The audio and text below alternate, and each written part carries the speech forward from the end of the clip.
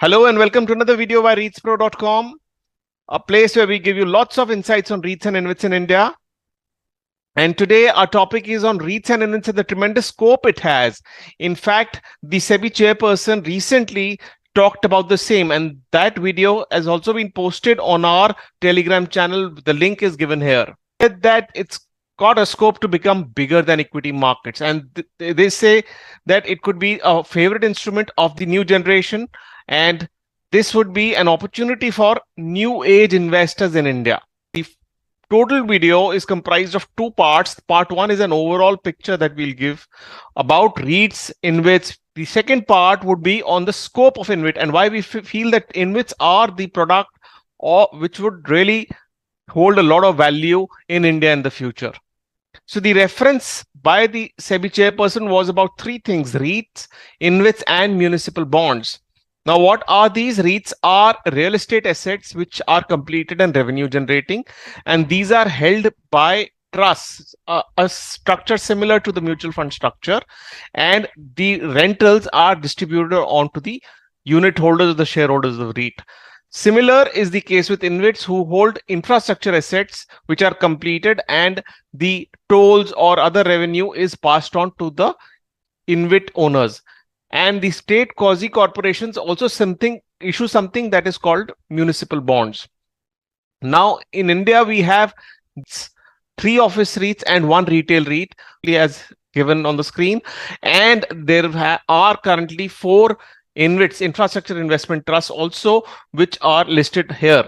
Also there are some private InvITs which we will talk about a bit later. So the market one is referred to here is as the equity market, and currently the size is around 1 times of the GDP of India, whereas the market two is referred to as the REIT and InvIT and the muni bonds market, which is projected to go up to the same level as the equity market and even more in the next 10 to 15 years. Now, how does that happen? So the reason is a lot to do with the way the market participation has been structured over years, which has a lot of retail investors who can invest in fractions, whether it be directly with mutual funds or insurance or pension funds and so on.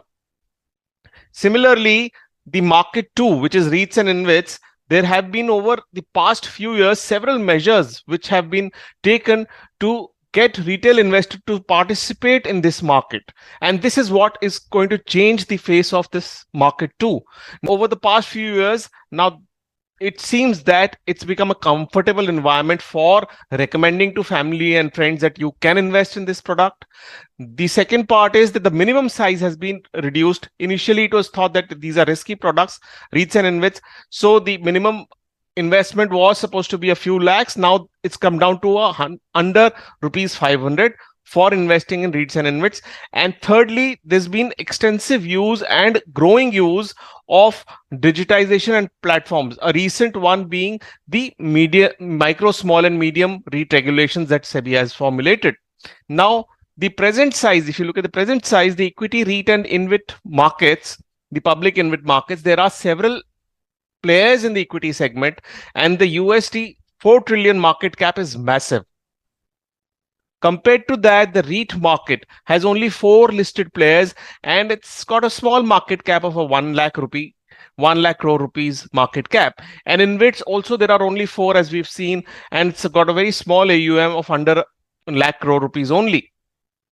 Now the market two, if you look at the market two again as a recap, municipal bonds, REITs and InvITs. The municipal bonds market is a minor market, as we'll see. The scope of REITs is expanding day by day, and a step in this direction is the micro, small and medium. Third part is how the investors, foreign investors, are participating in InvITs and what are the future prospects is a great scope for India to see. Now, if you see the municipal bond markets, this is a small recap on the left hand side which talks about the municipal bonds market. You can pause here and see this. It's, as you will realize, it's a very minor market as of now. So the scope really is left to REITs and InvITs. Now, where is REITs placed? In fact, MSM REITs are for micro, small and medium REITs, and initially in a SEBI consultation paper, this is a table which was shared and the kind of assets which were there. And if you see, the participation is pretty limited. However, in March 24, there was a regulation for the same, and the scope, I believe, would expand tremendously after these regulations. So, for example, you could have specific managed assets which you could require in a portfolio. As an example, let's say you want to invest in warehouses. So, there could be a MSM REIT which could take out a scheme of warehouses, which would be to the tune of, say, 100 crore rupees of warehouses, where 500 or something investors can participate and pull in the money of 10 lakh rupees and more each in those lots. And similarly, holiday homes, you could have, say, a large chunk of holiday home assets, which again an MSM REIT can take out and investors can put in money. And these are especially important because these regulations, because here a lot of safety can now be generated to investors. So if you look at MSM REITs, they are a step for sachetization, which is the word used by the chairperson also, and regulation of property investment. The second part is the 10 lakh rupees limit is there, where you could have 200 investors minimum regulated by SEBI and listed in MSM REITs. And all this opens up avenues with higher returns for REITs in India. Now let's come to the second part, which is InvITs, which we feel is even a greater scope in case of India. In fact, in the same video we started off with, it's been said that the foreign investors are showing extremely keen interest in InvITs in India, which are infrastructure investment trusts. So before I go on further, do remember to subscribe to our videos and press the bell icon, and do go to our website where you can find resources such as books there, or connect with us on WhatsApp also on the same. Okay, so coming to the size of the existing InvIT market, we've seen that there are 4 listed InvITs, but actually there are not 4, but 24 have been registered as on date with SEBI. Now, what are these? So if you see, there are AIFs, which is not, of course, an InvIT. Then there are private listed InvITs and public InvITs. These are all modes of investing in infrastructure assets.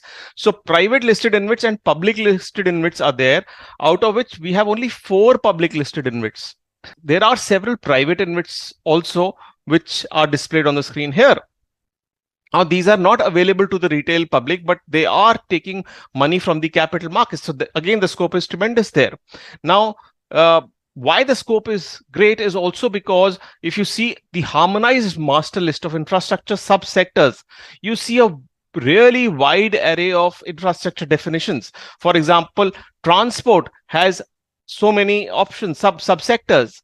Energy is about electricity transmission, LNG and gas pipelines and so on. Water and sanitation, communication, social infrastructure, even educational institutions or sports infrastructure is classified as infrastructure. So the scope is tremendous here. In fact, it is also further highlighted by the fact that the NMP, or the National Monetization Pipeline, is worth more than 6 lakh crores over the next few years. If you were to put it point-wise, 4 reasons one can list down why InvITs could be great as an asset class in the coming days in India. Firstly, infrastructure is capital hungry. There is a lot of capital that is required to make infrastructure, which again is a propellant for the GDP and the growth of the country. That's where InvITs come in. It's an efficient means of raising finance. Secondly, the scope is great because the government is the classification by the government, as we've seen, is tremendous. There's a wide array of services covered in infrastructure, and the government is pushing infrastructure by way of NMP, infrastructure investments by way of National Monetization Pipeline. Third, the returns are steady in a growing economy and a growing population. In fact, there can be an inflation hedge component too in future InvITs, where we could have water or gas lines, which is linked to the revenues that they generate. And fourth, the SEBI regulations are there, which are offering safety and protection, because all regulations are now in place. So due to all these factors, we could have a tremendous scope for InvITs in the future, and REIT, InvIT and municipal bond markets could in fact expand the market such that they could overtake the equity markets, could well become true in the next 10 to 15 years.